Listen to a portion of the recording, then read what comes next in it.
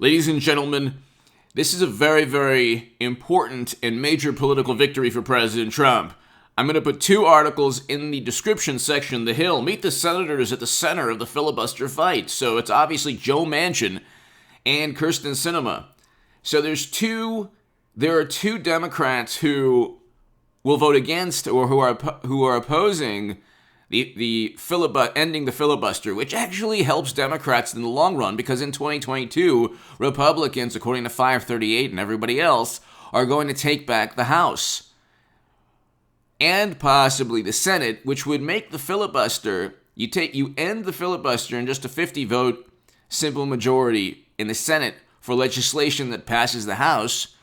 Trump Republicans are going to be controlling the House in 2 years. So just like what they did with Harry Reid, and I did a segment on this on H.A. Goodman's other channel, so hit subscribe to this channel. We're almost at 182,000 subs and on our way to 200,000 subs. On H.A. Goodman's other channel, the link is below in the pinned comment. We're almost at 17,000 subscribers.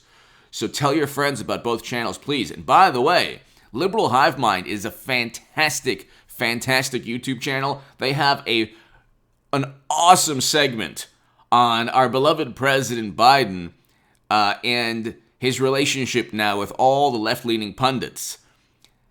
Okay, Joe Manchin actually is doing the Democrats a favor in the long run, but so hit subscribe to Liberal Hive Mind.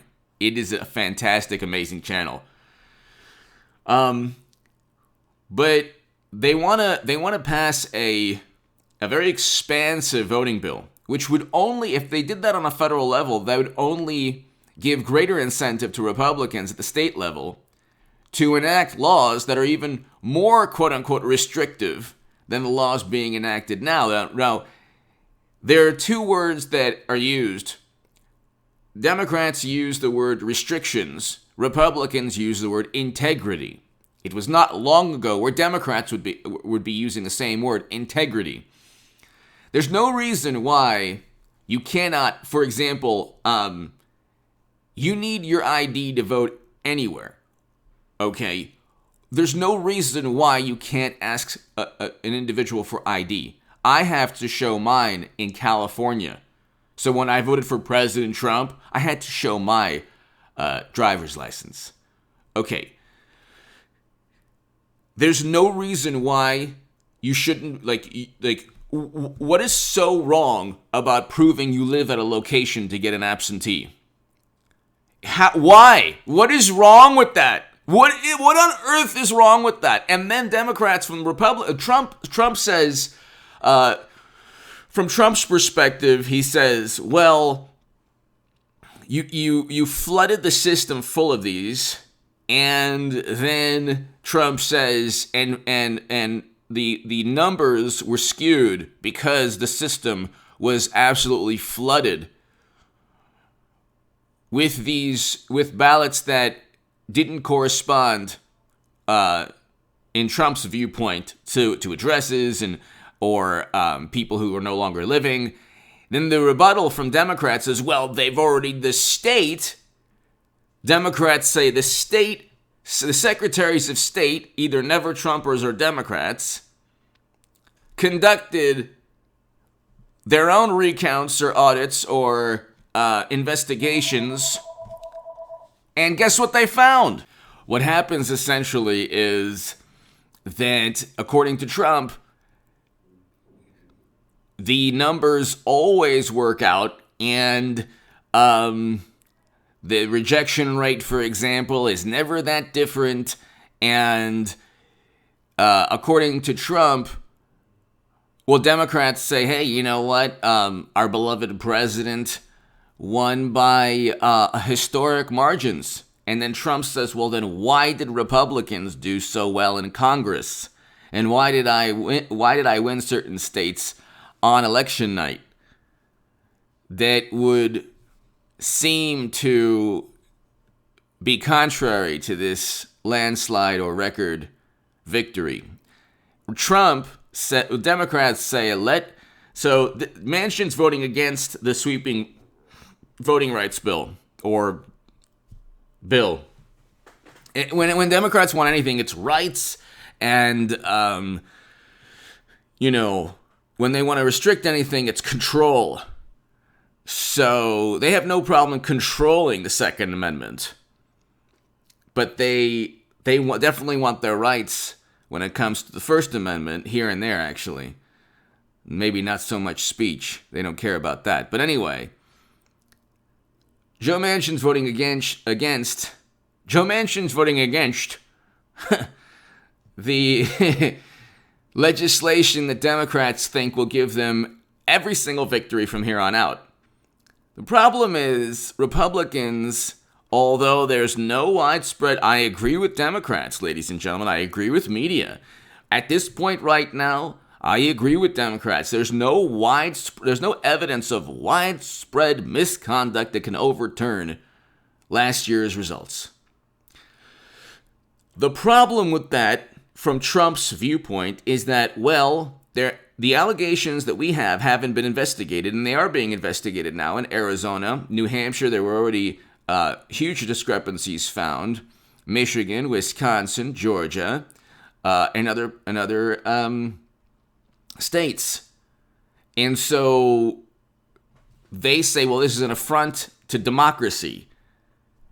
You've complained for 4 years that Trump worked with Putin. Stacey Abrams never viewed Brian Kemp, as legitimate. Democrats never viewed Trump as a legitimate president. And then they complain. Then they say, well, this is you're harming democracy with these recounts. The recounts were upheld by judges and the state legislature of these states. That is the definition of democracy. You're going through completely legal channels and means. Okay? Here's a newsflash. They do not, Trump Republicans and Trump do not trust Never-Trumpers, and they definitely don't trust Democrats. Because Never-Trumpers and all of the Democratic Party accused Trump of being a Russian puppet, a Putin Kremlin operative for 4 years. You cannot peddle in these tinfoil hat theories and then say that Trump is doing the same. And I don't care, it is not a rebuttal to say that the U.S. government, because the U.S. government, dare I say, has been wrong in years past. WMD, Gulf of Tonkin, Bay of Pigs, these are all examples of tremendous failures in terms of intelligence. So you can't simply say, well, John Brennan and James Clapper thought that Trump could have worked with Russia. You spent 4 years sowing distrust. In our institutions, by the way, the executive branch, the Democratic Party's propaganda on every issue has a very simple rebuttal. You just use basic logic.